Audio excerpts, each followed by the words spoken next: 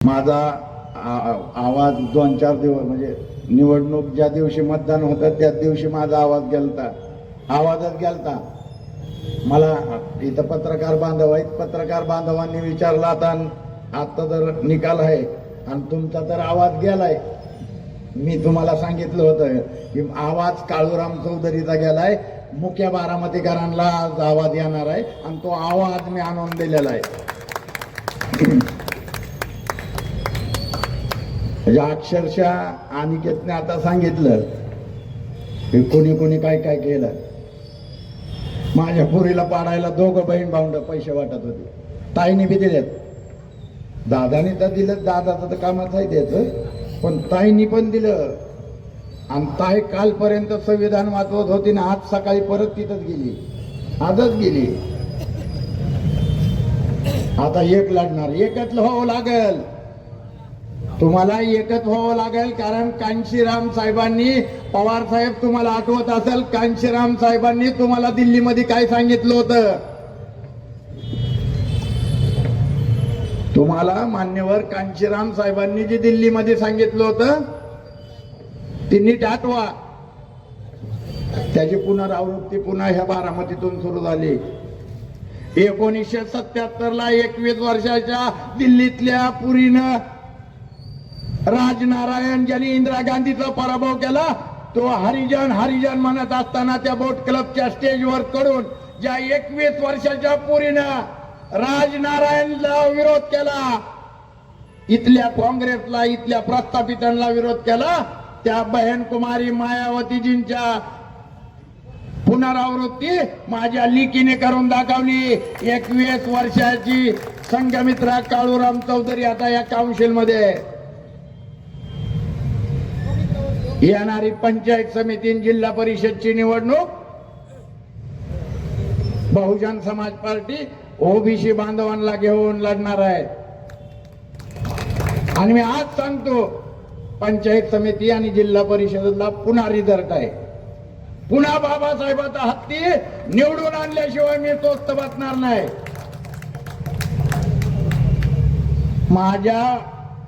माझ्या पुरीच्या प्रभागात तुम्ही काय काय षडयंत्र केलं. अजित पवारनी तर माझी अख्खी पार्टी विकत घेतली होती. माझ्या पक्षाच्या जिल्हा कमिटी, जिल्हा अध्यक्ष अजित पवारनी विकत घेतला होता. तो माझ्या विरोधात होती, विरोध करत होती माझ्या. परंतु मी माझ्या थुक्यातून, मी ज्यावेळी थुकायचो ना, माझ्या थुक्यातून रक्त पडत होतं, रक्त. घरातली भिंती सगळी तुम्हाला काहीतरी होईल. बाबासाहेबाचा निळा झेंडा संसदेवर फडकेपर्यंत काळूराम चौधरीला काय होणार नाही. खरं तर मी म्हणजे आता मी ज्या वेळेस माझ्या पुरीला सोडवायला जाईल तिथं,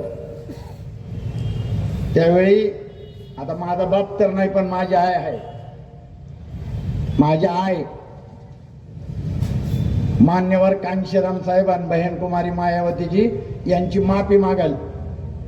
जर माझ्या आईन बापांनी कांशीराम साहेबांचं ऐकलं असतं तर माझी लेक नगर परिषद मध्ये नाही, संसद भवनात गेली असती. परंतु तुम्ही माझ्या आई बापांनी कांशीराम साहेबांचं ऐकलं नाही. कारण तुम्हाला ऐकायची सवय होती काटेवाडीचं. तुमचा साहेब इकडे होता, तुम्ही बाबासाहेबाला तरी कुठं साहेब म्हणत होता, तुमचा साहेब वेगळाच होता. मान्यवर कांशीराम साहेबांनी 4250 किलोमीटर चालवून जो माणूस एसटी स्टँडवर उंदर मारायची औषधं विकायचा, त्या औषधं विकणाऱ्याला उत्तर प्रदेशचा 4 वेळा कॅबिनेट मंत्री बनवण्याचं काम या बहुजन समाज पार्टीनं केलेलं आहे. रस्त्याच्या कडेला खुर्ची लावून आरसा ठोकून जो दाढी बनवायचा, त्याला उत्तर प्रदेशच्या देशात सगळ्यात मोठ्या राज्याचा 4 वेळा मिनिस्टर बनवलेला आहे. आणि म्हणून बांधवांनो, बहुजन समाज पार्टी ही तुमची माझी एकमेव राष्ट्रीय पार्टी आहे. काय सांगत होती ही आपल्याला, काय येऊन सांगायची. मी ज्यावेळी अमराईत कॅडर कॅम्प घेतो, लोकांना गोळा करायचो, ही खापरे मारायचे, खापरे खापरे मार. आणि काय सांगायचे, ही मायावती काय बौद्ध आहे वय? अरे मग खापऱ्यांना तुझी सुप्रिया सुळे, सुनित्रा पवार तरी काय बौद्ध आहे वय? अजित पवार बौद्ध आहे का? बहन कुमारी मायावतीजींनी उत्तर प्रदेश अख्खा फुले शाहू आंबेडकरमय केलंय. भीमनगर, माझा जन्म भीमनगर मध्ये झाला, बामरा इथल्या 40 घरांचा आमची ती सोसायटी. पण त्या संबळ जिल्ह्याला, त्या जिल्ह्याचा जिल्हा तयार करून त्या जिल्ह्याला नाव देण्याचं काम भीमनगर कोणी नाव दिलं असेल तर ती या बहुजन समाज पार्टीनं दिलेलं आहे. मी आता राहतोय महात्मा फुले नगर मध्ये. 29 घराची सोसायटी होती आमची आमराईत. उत्तर प्रदेशात सत्ता आल्यानंतर महात्मा ज्योतिराव फुले जिल्ह्याला नाव देण्याचं काम बहन कुमारी मायावतीजी बहुजन समाज पार्टीनं केलेलं आहे. प्रबुद्ध नगर आमच्या इथं झोपडपट्टी आहे. प्रभाग क्रमांक 14 मधील तो एक भाग आहे. परंतु ज्यावेळी बहन कुमारी मायावतीजी उत्तर प्रदेशच्या मुख्यमंत्री झाल्या त्यावेळी प्रबुद्ध नगर जिल्ह्याला नाव देण्याचं काम बहुजन समाज पार्टी परम आदरणीय बहन कुमारी मायावतीजीनं केलेलं आहे. गौतम बुद्ध नगर, सिद्धार्थ नगर जिल्ह्याला नावं दिली. 7 लाख हेक्टर जमीन वाटली. 7 लाख ही तर तुमची लुटली का नाही? अरे कुणाला तरी सोडलं का यांनी? माझा थोडा कसा खराब आहे, पण आता वर्जन काळूरामचं पुढचं आतमध्ये गेलेलं आहे. आणि मली देवालेली तर अजिबात नादाला लागायचं नाही आमच्या, कारण वकील आहे. तुमचा अजेंडा येईल आणि हिचं नोटीस येईल, डायरेक्ट नोटीस आहे. आणि काळूराम चौधरी आतमध्ये नाही बरं का. अधिकारी कर्मचाऱ्यांनी सगळ्यांना डोळं उघडं आणि कान बी उघडं ठेवून ऐका. माझी लेख आतमध्ये, मी बाहेरच असणार आहे. बारामतीकरांनी ठीक आहे, मला जेवढं साथ सहयोग दिला, मला जेवढी मतं दिली, मी माझा पराभव मान्य केलाय, हात जोडून मान्य केलाय. बारामतीकरांनी आतमध्ये सचिन सातवला बसवलंय. काळूराम चौधरी या झाडाखाली बसणार आहे, टेबल आणि खुर्ची टाकून वर बोर्ड लावणार आहे, सर्वसामान्य बारामतीकरांचा अध्यक्ष.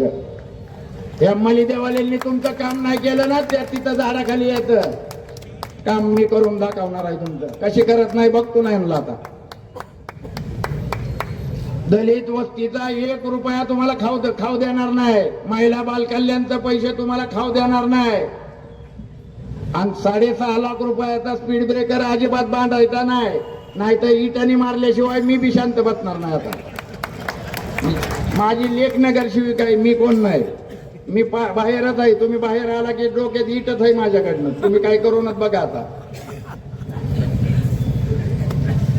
आणि प्रभाग क्रमांक 14 मधून जरी निवडून आले असेल तरी या मुख्य बारामतीकरांची एकमेव प्रतिनिधी असणार आहे. म्हणजे आम्ही काही एकटं नाही, माझ्या बरोबर यशपाल भैया पोटे आहे. आमच्या दोघांना तेलेच्या मारुतीने संगत आशीर्वाद दिलता, आमच्या दोघांना दिलता.